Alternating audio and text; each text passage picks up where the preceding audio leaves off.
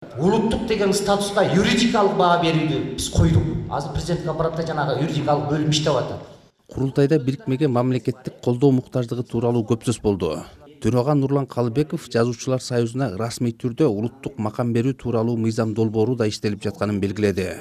Бул жаатта кыргыз-түрк жазуучусу Ибрагим Түркхандан Түркиянын тажрыйбасы тууралуу пикирин сурадык.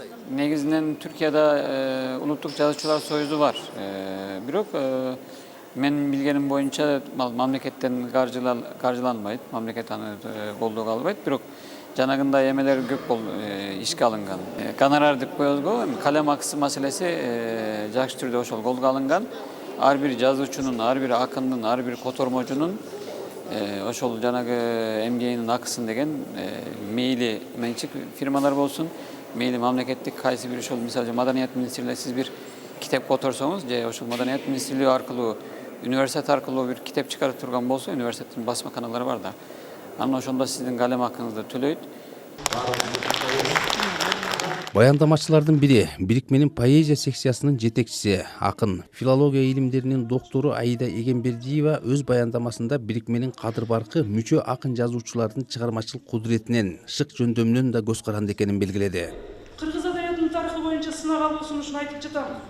Жазуучу болом деген адамда адабий жанрлар тууралуу, адабиятта мурдагин кимдер болгондугу тууралуу сөзсүз түшүнүк болушу керек.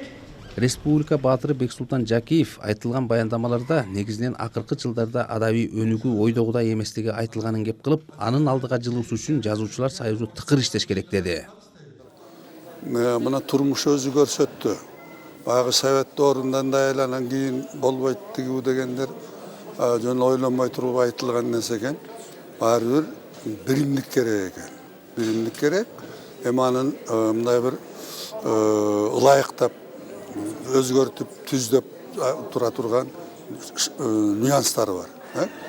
Бирок мына союз абдан керек. Мына союз жазуучулар союзу совет доорунда эгемендүүлүккө чейин жазуучулар дегеле чыгармачыл адамдар коомубуздагы болуп жаткан, боло турган окуялардын бардыгына активдүү катышчу. Ошолордун сөзү өтчү. Ошо макулсуздарбы 90.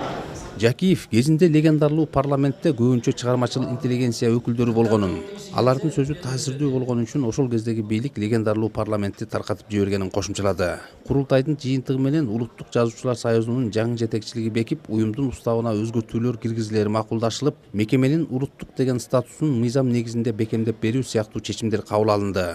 Улуттук жазуучулар союзунун курултайы ар бир 5 жылда өтүп туруусу керек. Акыркы жолу ал 2011-жылы өткөн.